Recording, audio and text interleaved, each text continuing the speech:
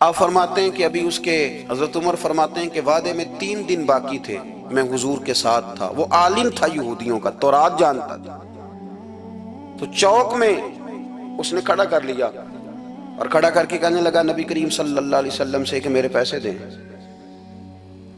تو حضور صلی اللہ علیہ وسلم نے فرمایا کہ ابھی تو 3 دن باقی ہیں وعدے میں، انشاءاللہ وعدے پہ دے دیں گے۔ میں نے جو مضمون چھیڑا ہے وہ میں نے مکمل کرنا ہے، آپ میری بات پہ توجہ کرنا۔ میں کہہ چکا ہوں کہ حضور کو دادا سے بڑا ہی پیار ہے۔ اب وہ یہودیوں کا عالم کیا کہتا ہے نبی پاک کو، تانا کس طرح دیتا ہے، معاذ اللہ ثم معاذ اللہ، نقل کفر کفر نہ باشا۔ جب حضور نے کہا نا ابھی 3 دن باقی ہیں تو کہنے لگا جی معاذ اللہ ثم معاذ اللہ، پھر معاذ اللہ، کروڑ دفعہ معاذ اللہ۔ کہنے لگا جی عبد المطلب کی اولاد کا طریقہ یہ ہے، پیسے لے لیتے ہیں پھر واپس نہیں کرتے، ہے نا اشتعال والی بات۔ یعنی ویسے ہی آپ کسی کو کہیں کہ تیرے دادے کی اولاد شاری کا طریقہ ہی وہ گرم ہو جائے گا، اور اگر یہ کہہ دیا جائے اس ذات کے بارے میں جس سے آپ پیار بھی عشق کی حد تک کرتے ہوں، تو اب تھپڑ تو بنتے ہیں نا 4، اب ڈنڈا تو بنتا ہے نا۔ لیکن میرے نبی پاک اشتعال میں نہیں آتے تھے، مزاج نہیں تھا رسول کریم کا۔ نبی کریم صلی اللہ تعالی علیہ وسلم اتنی بڑی بات کر دی کہ حضرت عمر کہتے ہیں میں نے یوں کر کے تلوار پہ ہاتھ رکھا اور نکال لی نیام سے باہر، گردن اڑاؤں گا اس گستاخ۔ رسول کریم نے فرمایا عمر یہ تو کیا کر رہا ہے، تیرے تو ذمہ یہ تھا کہ تو اسے نرمی کا کہتا اور مجھے پیسے دینے کا کہتا۔ اب اس طرح کر، اسے فلاں جگہ لے جا، وہاں کھجوریں پڑی ہیں تول کے دے دے، چل 2 کلو زیادہ بھی دے دینا۔ حضرت عمر فاروق رضی اللہ تعالیٰ عنہ کہتے ہیں میں نے کہا حضور زیادہ کس بات کی، میں تو پوری بھی ذرا ناپ تول کے دوں گا، اور احتیاط سے کس بات کی زیادہ، اس نالائق کو زیادہ دوں؟ حضور فرمانے لگے زیادہ اس لیے دینی ہے کہ تو نے اسے ڈانٹا ہے، تو نے تلوار دکھائی ہے، اب 2-3 کلو زیادہ دینی۔ حضرت عمر کہتے ہیں میں لے گیا اور میں نے 2-3 کلو کھجوریں زیادہ دی، پر وہ میرے اندر جو اس کے بارے میں کوفت تھی وہ جاتی نہیں تھی، میرا دل کرتا تھا کاٹ ڈالوں اسے، اور جب میں نے دے لی نا تو میرے قریب آیا، میرے گھٹنے پہ ہاتھ رکھا۔ آنسو بڑے قیمتی ہوتے ہیں، ایک کبھی نکلتے ہیں۔ کہتے ہیں جب میرے گھٹنے پہ اس نے ہاتھ رکھا تو وہ یہودیوں کا عالم رو پڑا، کہنے لگا عمر تیرا کیا خیال ہے کہ میں بلا وجہ یہ میں نے بات کر دی؟ کہا نہیں، تو روتا کیوں ہے، پہلے بے ادبی کرتا ہے اب روتا ہے۔ تو کہنے لگا عمر میں کوئی معمولی آدمی نہیں، میں پڑھا لکھا بندہ ہوں، معمولی ہوتا تو جلدی مان جاتا، میں تورات کا، انجیل کا، زبور کا عالم ہوں، میں نے آخری نبی کی ساری صفتیں اپنی کتابوں میں پڑھی ہیں، میں نے ساری باتیں چھپ چھپ کے نبی پاک میں دیکھ لی تھی۔ ایک بات میں نے حضور کی آزمانی تھی ابھی، وہ یہ تھا کہ نبی پاک کے سامنے جتنی بھی جہالت کرو گے نا، اللہ کے رسول کا حلم اس پر غالب آ جائے گا، حضور کا صبر اس پر غالب آئے گا۔ میں نے نا آج وہ آزمانا تھا، اور میں نے نا سازش کر کے بلال کو پیسے دیے تھے، اور میں نے سازش کر کے 3 دن پہلے مانگے تھے، پر عمر تجھے مبارک ہو، میں نے تو آزما کے مانا ہے، تو بغیر آزمائے محمد عربی کا غلام بن گیا ہے، اب لے جا، مجھے معافی بھی دلا، اور نبی پاک صلی اللہ علیہ وسلم کی غلامی بھی میرے لیے اس سند پہ بھی تو میرے ساتھ شامل ہو۔ زندگی میں اشتعال نہ اپنے آپ کو آنے دیں۔ لوگ دنیا میں باتیں کرنے آئے ہیں، اور باتیں کرنے والے رہ جایا کرتے ہیں، باتیں کرنے والے، میری بات کی سمجھ آ رہی ہے، اور کام کرنے والے وہ کر جاتے ہیں۔ اگر آپ باتوں پہ آپ وقت گزاریں گے تو رہ گئے۔ اشتعال، وکیلوں کو بھی یہاں اشتعال آتا ہے، یہاں ڈاکٹروں کو بھی اشتعال آتا ہے، یہاں فلانے کو بھی اشتعال آتا ہے، یہاں بھئی آپ کس چکر میں پڑ گئے؟ اگر آپ کو اشتعال ہی آنا ہے، آپ دیکھیں نا اہل طائف نے نبی پاک کے ساتھ کیا کیا۔ تاریخ میں نا کچھ الفاظ ایسے ہیں جو پڑھے نہیں جاتے۔ جب انہوں نے کہا کہ معاذ اللہ آپ نبی ہیں جو دروازہ گھوم رہے ہیں، آپ نبی ہیں جن کے ساتھ لشکر ہی کوئی نہیں، پیسے ہی کوئی نہیں، آپ ہیں، اتنے سخت جملے، پھر پتھر بھی مارے۔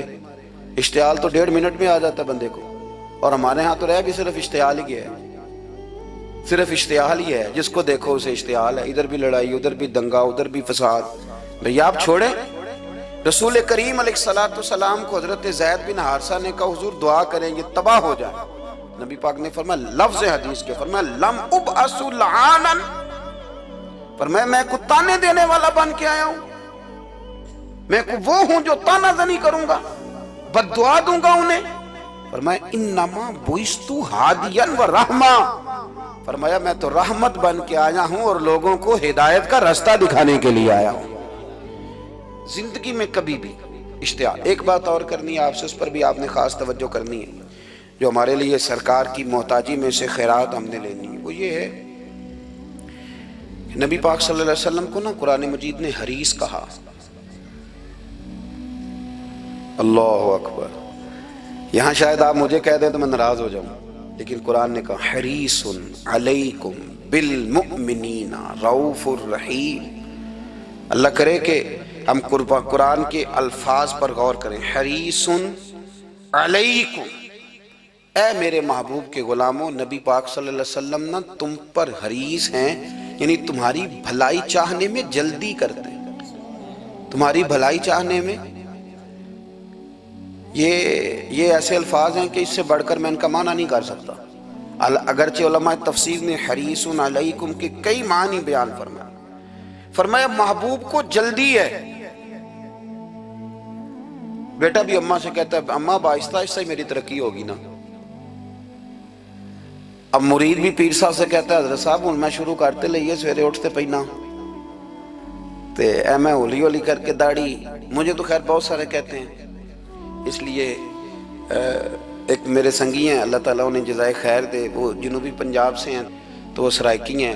اب ہمیں اللہ نے یہ اعزاز دیا ہوتا ہے کہ ہمارے پاس ہر زبان کا بندہ ہوتا ہے، اس لیے کئی دفعہ اپنی زبان بھی گڈ مڈ ہو جاتی ہے، کیونکہ سب سے بات کرنی ہوتی ہے نا جی۔ تو مجھے کہنے لگے ایک دن فون کر کے پیر صاحب مبارک ہو گئے۔ میں نے کہا جی خیر مبارک، کیا ہوا؟ کہنے میں ان چھوٹی چھوٹی داڑھی رکھ لئی اللہ دے فضل نہ۔ میں کہا چلو میں تیری مبارک قبول کیتی تو مہربانی کری انہوں کھاد شاد باندھا رہی تاکہ تھوڑی بڑی بھی ہو ہی جائے کہ مبارک ہوئے۔ میں چھوٹی چھوٹی، میں کہا چلو اللہ کریم خیر کرے گا بڑی بھی ہو جائے، حالانکہ داڑھی کا کوئی وزن ہی نہیں ہوتا، کیوں ہوتا ہے نہ چھوٹی کا نہ بڑی کا، اللہ سمجھنے کی توفیق عطا فرمائے۔ باہر کیا جو بات عرض کرنی ہے اس کی طرف آتا ہوں آپ حضرات سے۔ حریص علیکم، بھئی ہر بندہ کہتا ہے میں آہستہ آہستہ چلوں گا، لیکن نبی پاک صلی اللہ تعالیٰ علیہ وسلم نے شوق رکھتے میری امت کو جلدی سے خیر ملے، جلدی سے۔ آپ دیکھیں نا ہم نے نا اصل میں سنی تقریریں، سنانے والوں نے سنا دیں، بس وہ ٹھیک ہے ایک نظام ہے، لیکن کبھی کبھی نا ہم الجھ جاتے ہیں، اڑ جاتے ہیں کہ یار ایسے بھی ہوتا ہے۔ نبی پاک جلدی کرتے ہیں اپنی امت کو خیر دینے میں، جلدی۔ حضرت ابو ہریرہ نے حافظہ مانگا تو فٹافٹ دیا حضور۔ حضرت جابر ابن عبداللہ نے کہا حضور گھر میں غربت ہے تو فرمایا یہ کلو لے جا، کھول کے نہ دیکھنا کھجوریں، کھاتا رہنا ختم کوئی نہیں ہوگا۔ جس نے جو مانگا نا جو ذرا جلدی کر کے، مرنا ہے پھر قبر میں جانا ہے، پھر قیامت تک قبر میں لیٹنا ہے، پھر قبر سے اٹھنا ہے، وَإِذَا الْقُبُورُ بُعْثِرَتْ عَلِمَتْ نَفْسٌ مَا قَدَّمَتْ وَأَخَّرَتْ، پھر وہاں سے اٹھ کے حساب دینا ہے، حساب کے بعد جنت دوزخ کا فیصلہ ہونا ہے۔ اور میرے نبی پاک صلی اللہ علیہ وسلم کو بڑا شوق ہے امت جلدی جلدی جنت میں جائے، لہذا فرمایا ابو بکر تو بھی جنتی ہے۔ حضور وہ قبر، وہ اٹھنا، وہ حساب کتاب، فرمایا میں جانوں اللہ جانے۔ عمر تو بھی جنتی ہے، عثمان بھی جنتی ہے، علی بھی جنتی ہے، طلحہ بھی جنتی ہے، زبیر بن عوام بھی جنتی ہے، طلحہ بن عبید اللہ بھی جنتی۔ 10 بندوں کو نہ کھڑے کھڑے جنت۔ امام حسن اور حسین پیچھے کھیل رہے تھے تو پوچھ لیا کسی نے حضور یہ 10 تو جنتی ہیں، تو فرمایا جو پیچھے ہیں تو کہا سید الشباب اہل الجنہ، یہ جنتی ہیں اور یہ جنتیوں کے سردار ہیں۔ آپ ذرا پلٹ کے دیکھ لیں کس طرح حضور نے، اور یہ اس شوق کو آپ سمجھیں، ہمیں تو شوق ہی کوئی نہیں، اب یقین کریں نہیں شوق، زیادہ سے زیادہ شوق ہوگا تو اپنے بیٹے کے حق میں ہوگا کہ جلدی جوان ہو جائے، اور اس میں بھی ہماری ڈبل لالچ ہوتا ہے کہ بچہ جوان ہو جائے اور میں کبھی بوڑھا بھی نہ ہوں، یہ بھی جوان ہو جائے اور میں بھی جوان ہی رہوں، بھئی یہ تو نہیں نہ ہو سکتا۔ اگر وہ جوان ہوگا تو پھر آپ کو بوڑھا ہونا پڑے گا، لیکن ہمارا ڈبل لالچ ہے کہ یہ بھی جوان ہو جائے اور میں بھی جوان ہی رہوں، یہ ہو سکتا؟ نبی پاک صلی اللہ علیہ وسلم نے فرمایا، آپ ذرا غور کریں، فرمایا وہ پیر رومہ ہے جو خرید کے دے دے گا میں اسے جنت کی بشارت دیتا ہوں۔ فرمایا جو مسجد بنائے گا میں گارنٹی دیتا ہوں اپنے لیے جنت میں مکان بنا لے گا۔ میرے رسول کریم علیہ الصلوۃ والسلام جنت کو آسان کرتے چلے گئے، فرمایا دو چیزوں کی ضمانت دے دے، زبان اور شرمگاہ کا غلط استعمال نہ کرنا، میں تجھے گارنٹی دیتا ہوں کہ رب تجھے بغیر حساب کتاب جنت عطا کر دے گا۔ جلدی کے ساتھ حضور نے یہ شوق پیدا کیا۔ ہمارے ہاں نا ہر معاملے میں تیزی ہے، امیر راتوں رات ہونا ہے، حسین راتوں رات ہونا ہے، اور بادشاہ بھی نیک ذرا آہستہ آہستہ ہو کے کرنا ہے، آہستہ آہستہ آہستہ آہستہ۔ اور تو ہر ویلے مسیطے بہ رہنا ہے تے اور کتے بھئی ہے جی؟ بھئی مسجد اللہ کا گھر ہے، تیرے گھر بیٹھتے تو 2-3 دن زیادہ بیٹھتے، تو نے کہنا تھا کوئی اور کام بھی کریا کر، اللہ کے گھر بیٹھے ہیں تو یہاں بھی تجھے اعتراض ہے، کدھر جا کے بیٹھے، کدھر بیٹھے جا کے؟ ہمارا ایک پیر بھائی تھا، اللہ اکبر، تو حضرت صاحب کے پاس آ کے نا کسی نے شکایت لگائی اس کی کہ اس کے گھر والے کہتے ہیں تیار والے پیران کو لے بیٹھا رہنا ہے، تو سب آس پہ فرمان لگے ایک باری پھر گل کری، کہتا جو کہتے ہیں ہر وقت پیروں کے پاس بیٹھ رہتا، فرمایا یار بڑا مزہ ہے، ایک باری پھر کری۔ تو وہ جب حضرت صاحب کو مزہ آتا تھا تو ہمیں مفت میں آنا شروع ہو جاتا تھا۔ تو یہ تو بڑی بات ہے نا جی کہ کوئی کسی اللہ والے کے پاس بیٹھتا ہے۔ میری بات کو سمجھ لیں، جلدی کرتے رسول کریم، ہمیں بھی تھوڑی جلدی کرنی چاہیے نبی پاک کا غلام بننے میں۔ صحابہ نے بڑی جلدی کی، آپ یقین کریں 1 منٹ بھی دائیں بائیں نہیں، بس آج حکم آیا، آج ختم، آج ہی عمل ہوگا، کل پرسوں کی بات کوئی نہیں۔ ساری دنیا جاتی ہے نا مدینہ شریف اور جا کے دیکھتی ہے مسجد قبلتین، 2 قبلوں والی مسجد، یار بڑا مشکل کام ہے، بڑا مشکل کام ہے۔ لوگ کہتے ہیں پہلا تسی انجان دے سو، اب یہ کہنا شروع کر دیا بڑا مشکل کام ہے۔ حضور نے 4 رکعتوں والی نماز 2 ادھر منہ کر کے پڑھائی اور پھر 2 رکھتے ہیں، اور یار مشکل ہے کام، بڑا مشکل۔ یہاں تو میرے بھائی پگڑی کا سٹائل بدل ناراض ہو جاتے ہیں، اور میرے رسول کریم صلی اللہ علیہ وسلم نے کعبے کا رخ ہی پھیر لیا تو سلام کے بعد صحابہ نے سوال نہیں کیا۔ کسی نے پوچھا کل تم نے 2 ادھر پڑھی تھی، آج 2 ادھر پڑھی، انہوں نے کہا ہم نے قبلہ نہیں دیکھا، ہم نے تو یہ دیکھا امام کدھر جا رہا ہے۔ حاجیو آؤ شہنشاہ کا روضہ دیکھو، کعبہ تو دیکھ چکے اب کعبے کا بھی کعبہ دیکھو۔ جلدی کریں، وقت بڑا تھوڑا ہے، بیماری فٹافٹ آ جاتی ہے کچھ پتہ نہیں چلتا، کمزوری فٹافٹ آ جاتی ہے کچھ پتہ نہیں چلتا، بہت سارے حالات ہیں جو جلدی خراب ہو جاتے ہیں۔ نبی پاک صلی اللہ تعالی علیہ وسلم نے نا اپنی امت کو بڑی ساری خیر اللہ سے لے کے دی، ہمارا دین بڑی جلدی مکمل ہوا، 23 سالوں میں مکمل دین حضور نے ہمیں عطا فرمایا۔ اور پھر ایک اور مزے کی اور لطف کی بات یہ کہ ایک ہے کہ جنگیں بھی ہو رہی ہیں، ہم کہتے ہیں جی آرام سے بیٹھیں گے تو دین کی بات کریں گے، جنگیں بھی جاری ہیں، بدر ہے، احد ہے، آخر دم تک۔ جس دن سرکار کا وصال ہوا اس دن بھی نبی پاک صلی اللہ علیہ وسلم نے لشکر روانہ کیا، اس دن بھی لشکر روانہ کیا، جنگیں بھی ہو رہی ہیں، اور ساتھ ساتھ رسول پاک نماز، عبادت، تہجد، مسواک، شریعت، دین، تقوی، پرہیزگاری، ان ساری باتوں کا درس بھی بیان فرما رہے ہیں۔ ہم کہتے ہیں جی وہ فلانے حالات ٹھیک ہو جائیں گے کاروباری تو پھر میں مسجد ہوں، بھئی حالت جنگ میں بھی جنگ بھی چلتی رہتی تھی، تہجد بھی چلتی رہتی تھی، وہاں یہ حال تھا کہ وہاں پریشانی بھی چلتی رہتی تھی اور درود و سلام بھی چلتا رہتا تھا۔ میرے رسول کریم صلی اللہ علیہ وسلم کے غلاموں، اپنے زندگی میں ناکام وہ لوگ وہ جنہوں نے وقت ضائع کیا، وقت نہیں ضائع کرے۔ ایک آدھ بات حضور غوث پاک کی عرض کرتا ہوں، حضور غوث پاک رضی اللہ تعالیٰ عنہ نے نا نبی پاک صلی اللہ علیہ وسلم کی اتباع میں وقت گزارا ہے۔ کچھ بندے اللہ کے بڑے خاص ہوتے ہیں، حضور غوث پاک رضی اللہ تعالیٰ عنہ کو اللہ نے اعزاز عطا فرمایا، شان عطا فرمائی کہ غوث اعظم درمیان اولیاء جو محمد درمیان انبیاء۔ اس طرح نبیوں میں رسول کریم کا مقام ہے نا، اس طرح ولیوں میں غوث پاک جیلانی کا مقام ہے۔ حضور غوث پاک رضی اللہ تعالیٰ عنہ کو اللہ نے کئی اعزازات دیے، سب سے بڑی بات یہ کہ اللہ نے انہیں کرامات عطا کی۔ کرامت دین کا پورا ایک حصہ ہے۔ ہمارے یہاں نا لوگ کہتے ہیں اخلاق بیان کریں جی، وہ کہتے کیا تھے، کرامت کیا ہوتی؟ بھئی کرامت تو قرآن پاک نے بیان فرمائی۔ آصف بن برخیہ جناب بلقیس کا ملکہ بلقیس کا تخت لائے تھے، یہ اللہ نے کیوں آیت نازل کی قرآن پاک میں؟ وہ قصہ کہانی ہے کہ وہ جی تخت لائیں، یہ کیوں بیان کی؟ اور تخت آیا کس طرح آیا؟ انہوں نے کہا کہ آنکھ جھپکنے سے پہلے آ جائے گا. پھر آیا کہ نہیں آیا؟ ان سے پوچھا یہ کیسے آیا؟ کہنے لگے ھذا من فضل ربی. او سنگیو، صرف حضرت سلیمان علیہ السلام کا امتی تخت لا سکتا ہے، نبی پاک کا غلام نہیں لا سکتا؟ یار آپ نے کرامت کا انکار کر کے اپنے آپ کو کمزور کر لیا. اور نہیں جی نہیں، یہ کیسے ہو؟ کیا مطلب ہے اس کا؟ آپ سورہ نمل روز پڑھیں اور جناب سلیمان علیہ السلام کے امتی کی شان بیان کریں کہ وہ آنکھ جھپکنے سے پہلے 80 گز اونچا، 80 گز چوڑا، 80 من وزنی تخت آنکھ جھپکنے سے پہلے لے آئے. کسی بندے کا ایمان خراب نہیں ہوتا. اور میرے غوث پاک جیلانی، یہ وہ بندے ہیں جن کے بارے میں نبی پاک نے فرمایا کہ میری امت کے علماء بنی اسرائیل کے نبیوں کی طرح ہیں، امتیوں کی طرح نہیں. کن کی طرح؟ نبیوں کی طرح، نبیوں کی طرح. حضرت غوث پاک رضی اللہ تعالیٰ عنہ ہم کو ملانگ لوگ نہیں ہیں الحمدللہ تعالیٰ.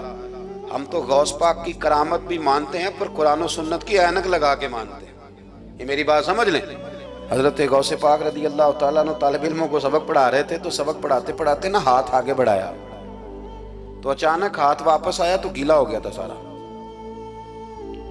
تو شاگرد بھی بڑے سیانے ہوتے ہیں، انہوں نے سبق چھوڑ دیا، استاد جی کے گیلے بازو کو دیکھنا شروع کیا. حضور یہ کیا ہے؟ تو غوث پاک بھی غوث پاک تھے. ہر بندے کا ہاضمہ اتنا اچھا نہیں ہوتا کہ اس کو ہر بات ہضم ہو جائے. کئیوں کو بد ہضمی بھی بڑی سخت ہوتی ہے، کھٹے کھٹے ڈکار آتے ہیں بات سن کے، کانوں سے دھواں بھی نکلتا ہے کئی دفعہ. تو انہوں نے پوچھ لیا فٹافٹ کہ حضور یہ کیا ہوا؟ تو غوث پاک کو پتا تھا کہ سب کا ہاضمہ ٹھیک ہے. میاں صاحب نے بھی کہا تھا خاصاں دی گلامہ آگے نہیں مناسب کرنی. اگلا شعر میں نہیں یہ پڑھنا کیونکہ زیادہ ڈاڈ ہے تو میں ادھر ہی رہتا ہوں. اتنا ہی کافی ہے کہ خاصاں دی گلامہ آگے نہیں مناسب کرنی. انہوں نے کہا حضور یہ کیا ہے؟ تو آپ فرمانے لگے تمہارے والی بات نہیں. اللہ اکبر. ابھی سبق پورا ہو رہا تھا تو بندے دوڑے دوڑے آ گئے اور انہوں نے نعرے لگانے شروع، یا غوث یا غوث یا غوث. لوگ کہتے ہیں غوث پاک سے ملتا نہیں. میں کہ ٹھیک ہے انہوں نہیں نہ ملیا، جنہوں ملیا اس تے رولا پانا نہ بڑا ملیا ہے بڑا ملیا ہے بڑا ملیا. اپنا اپنا معاملہ نا.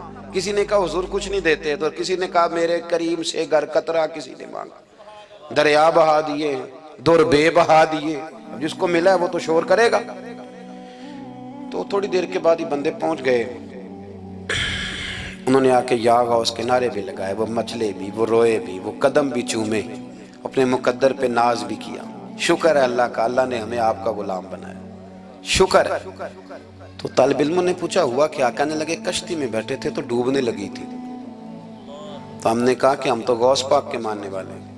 تو پھر حضور غوث اعظم کا دست مبارک نمودار ہوا ہے اور کشتی کو پکڑ کے کنارے لگا دیا ہے، کشتی کو پکڑ کے کنارے لگا دیا ہے.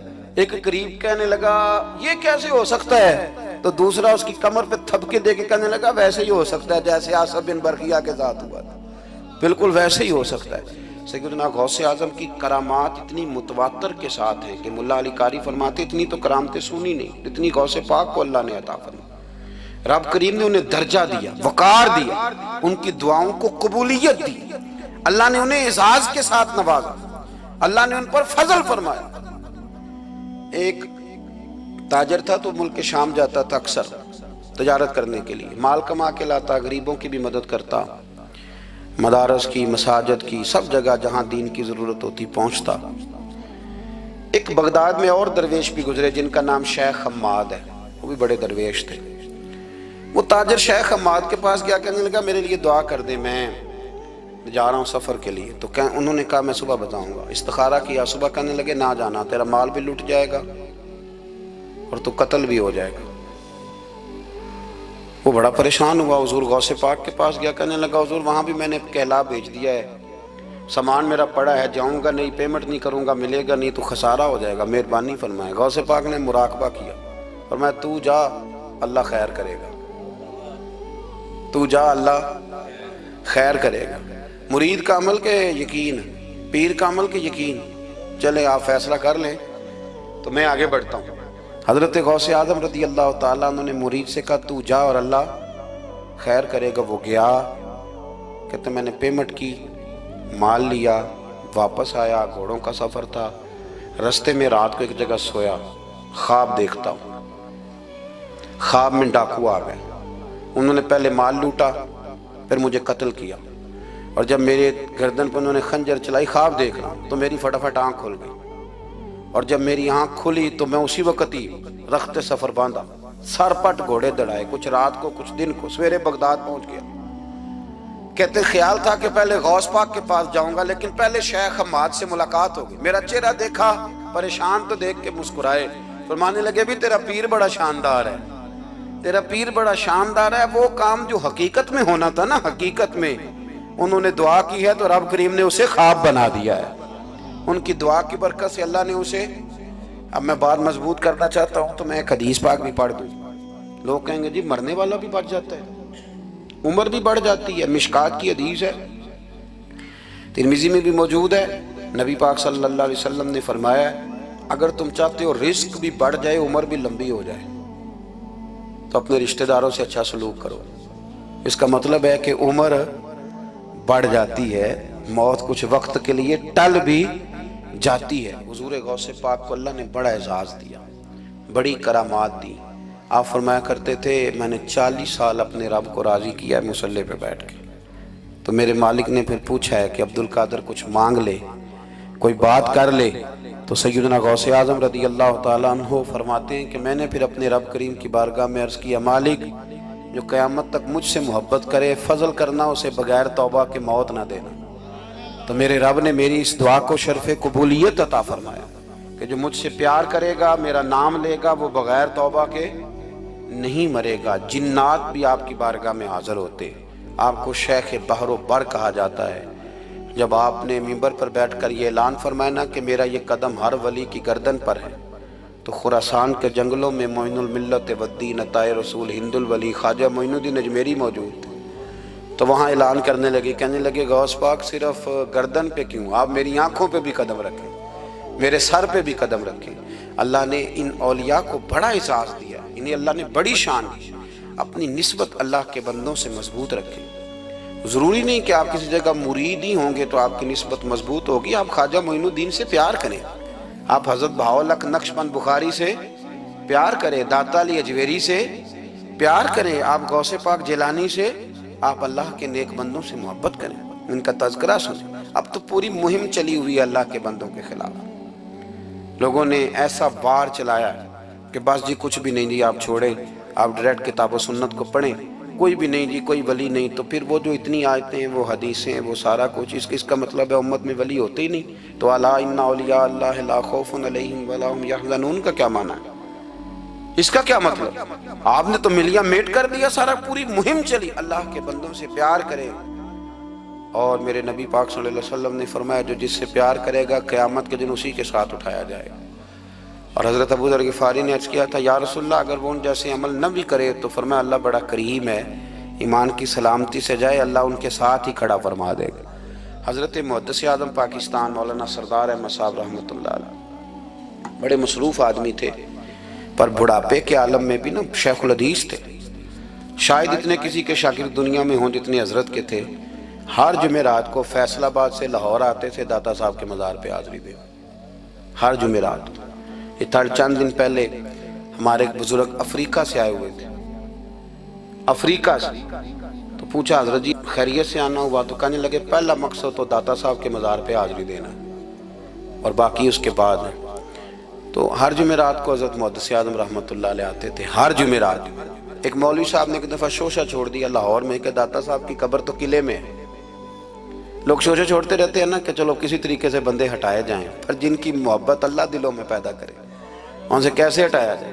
وہ جی ادھر قبر ہی نہیں، وہ تو قلعے میں ہے، وہ تجھے کون بتا گیا؟ کہتا جی میں نے ایک روایت پڑھی، فلانے بندے نے لکھا ہے، چلو جی الجھاؤ بن گیا۔ ہمارے ہاں جو انوکھی بات کر دے اس پہ بحث بھی شروع ہو جاتی، بڑی لے دے ہوئی، بڑا کچھ ہوا۔ سید ابو البرکات شاہ صاحب ایک بہت بڑے عالم گزرے ہیں، داتا صاحب کے مزار سے تھوڑا سا آپ آگے بڑھیں تو حزب الاناف بہت بڑا مدرسہ ہے، اس کے وہ شیخ الحدیث تھے، اعلیٰ حضرت کے خلیفہ تھے، سید تھے۔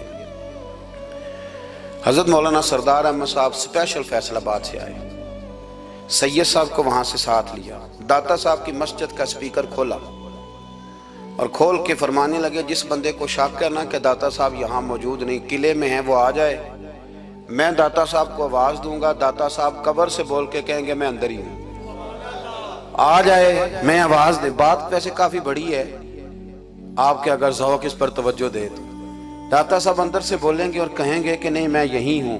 وہ سید صاحب کہتے ہیں کہ مینوں تساں ایک گھر تے نہیں دسی یہ گل، ساتھ ہی لے آئے ہو، وہ گھر میں بھی بتانا تھا۔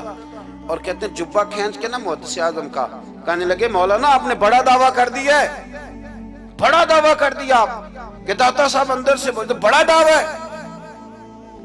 مولانا سردار احمد صاحب فرمانے لگے سید صاحب اپنی مرضی سے نہیں کیا، داتا صاحب سے پوچھ کے کیا ہے، داتا صاحب نے مجھے کہا ہے تو آواز دینا اور میں اندر سے بول پڑوں گا۔ فرمایا میں کل شام تک ادھر بیٹھا ہوں، جس کا دل کرے وہ آئے، میں انشاءاللہ تعالی آواز دوں گا اور علی بن عثمان حجویری قبر کے اندر سے بولیں گے، لیکن چونکہ پیچھے کرم تھا نا لہذا آیا کوئی بھی نہیں، پہنچا کوئی بندہ۔ تو یاد رکھیں اللہ کے بندوں سے پیار کریں۔ تنقید والے بندے ساری زندگی بیچارے اسی کھاتے میں رہے، کچھ نہیں بن سکا، خود بھی بے سرور رہے، دوسروں کو بھی بے سواد کیا، اپنے آپ کو مزیدار کریں۔ دو باتیں میں نے سیرت کی عرض کی ہیں، ایک تو اشتعال انگیزی سے بچیں زندگی میں، کبھی بھی کوئی کتنا مرضی لوگ اشتعال تو دلائیں گے، اشتعال میں نہ آئیں۔ اور دوسری بات یہ کہ جلدی کریں دین پر عمل کرنے میں، لیٹ نہ کریں، سرکار نے جلدی فرمائی ہمیں دین دینے میں۔ اور پھر ایک بات میں نے آپ کی خدمت میں یہ عرض کی ہے کہ اللہ کے ولیوں سے پیار کریں، اللہ ہمیں سمجھنے کی توفیق عطا فرمائے۔